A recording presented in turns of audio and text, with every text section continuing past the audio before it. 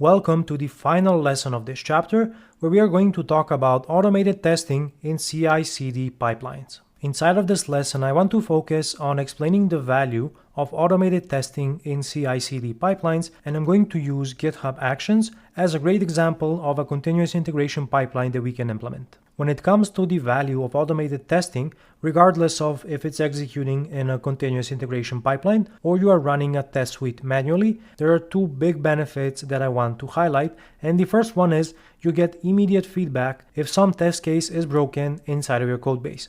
This could be a result of you introducing some new changes into the system, or it could be an existing test case that hasn't been fixed yet.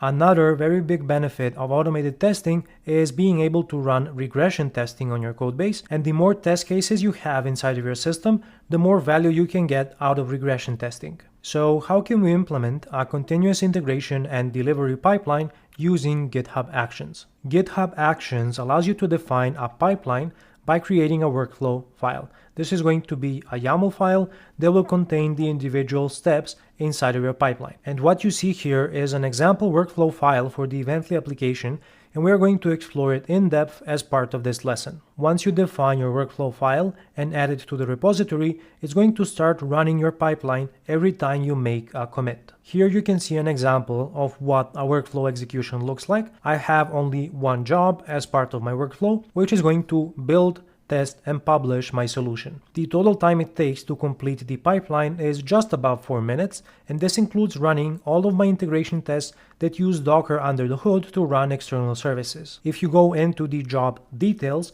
you can see the individual steps of your pipeline, and in this example you can see that the testing step is the one that takes the longest. It needs 2.5 minutes to run 250 tests. And now let me jump into the code, and we are going to explore this workflow file. I also recommend that you download the latest version of the source code that's going to be available under this video, because it's going to contain a lot of additional test cases inside of the solution. You will see that I added integration tests and unit test projects for each of our modules, and inside of these projects I added many test cases. All in all, we have 256 test cases, and you can see that all of them are passing. Now if I go to the Solution Explorer, sometimes in Visual Studio you will be able to see the GitHub Actions section, and this shows up if you have a workflow file as part of your repository.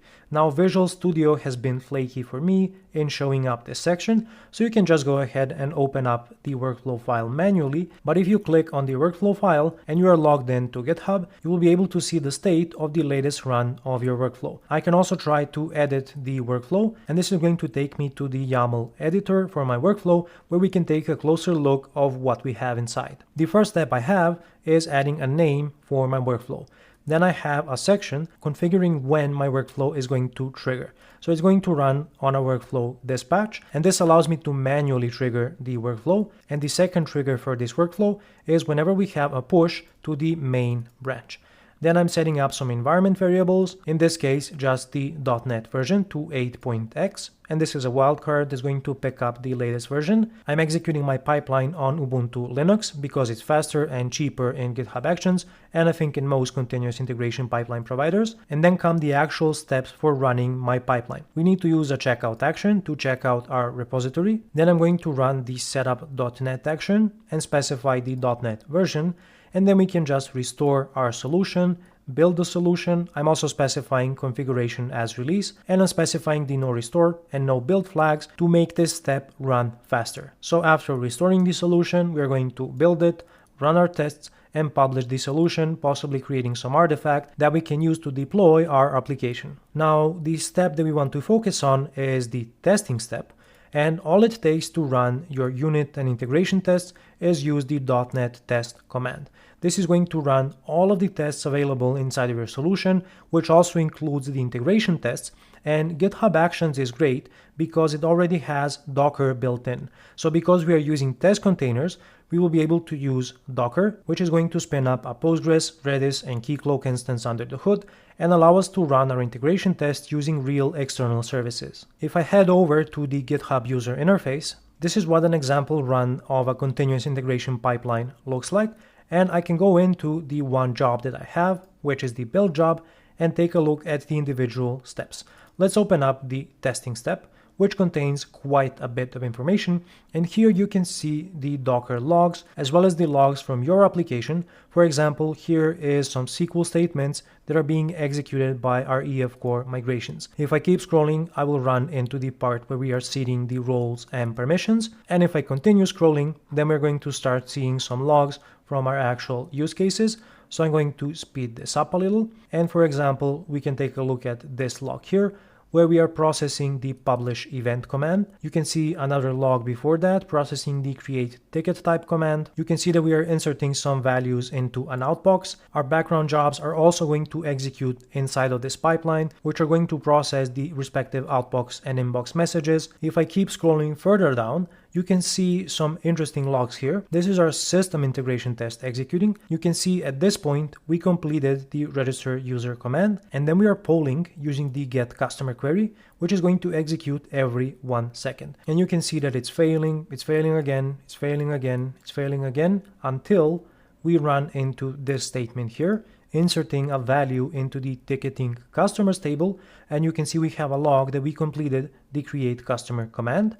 And after that, when we execute the get customer query, we get back a response that this query completed successfully, which is going to allow us to complete our test case. All things considered, it's very easy to set up automated testing inside of your continuous integration pipeline, regardless of if you are running in GitHub Actions, Azure DevOps, or you are using some other continuous integration provider. The setup is going to be very similar between all of them. However, the value that you get out of this very minimal effort of setting up testing in a continuous integration pipeline is incredibly high. I'm going to include the workflow file under this video so that you can add it to your repository and start running your tests in the continuous integration pipeline in GitHub Actions, or you can use it as an inspiration and adapt it to your project.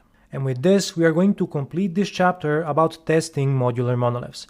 I showed you how you can write unit tests, integration tests, and system integration tests for your modular monolith, and I also showed you how to integrate your testing into a continuous integration pipeline. All of the things that we have implemented in the previous lessons and chapters give us an excellent foundation to continue evolving our modular monolith, and in the next chapter and the upcoming lessons, we're going to explore how we can move into a microservices system by extracting a module from the modular monolith and running our system as a distributed system with multiple services inside.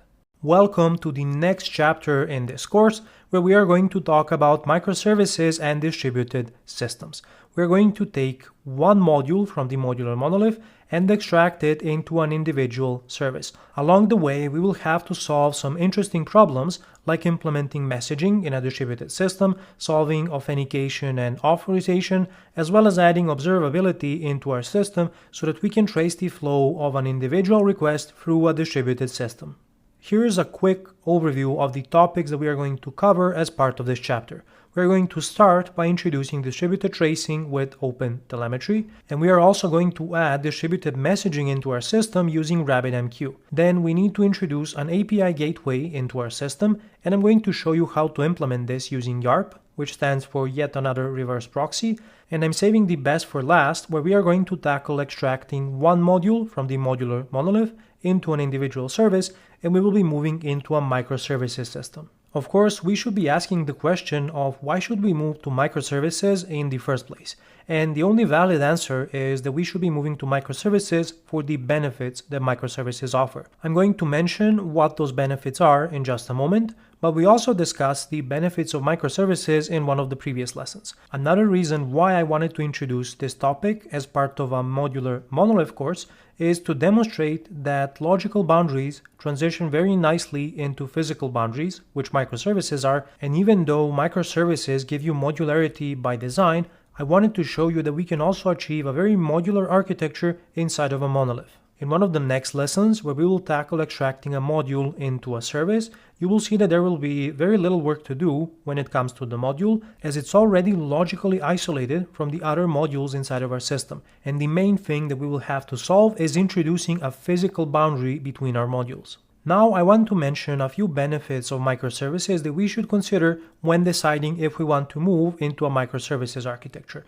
And the first benefit is independent deployability. So each of the services inside of a microservices system can be independently deployed. This isn't the case inside of a monolith architecture where every change to the system requires us to do a new deployment. Another benefit of microservices is organizational autonomy, and this is also coupled with independent deployability. The benefit here is that we could have a dedicated team inside of our organization that will be responsible for a set of microservices. This team would have complete autonomy when it comes to making decisions for the microservices that they own. Another benefit of microservices that you should consider is fault isolation, where we are able to decouple a component or service inside of our system that is less reliable and move it away from the other services in our system so that any faults that occur inside of this service have less of an impact on the overall microservices system. And the last benefit that I want to mention is scalability. Even though there are many other benefits that we won't have time to cover,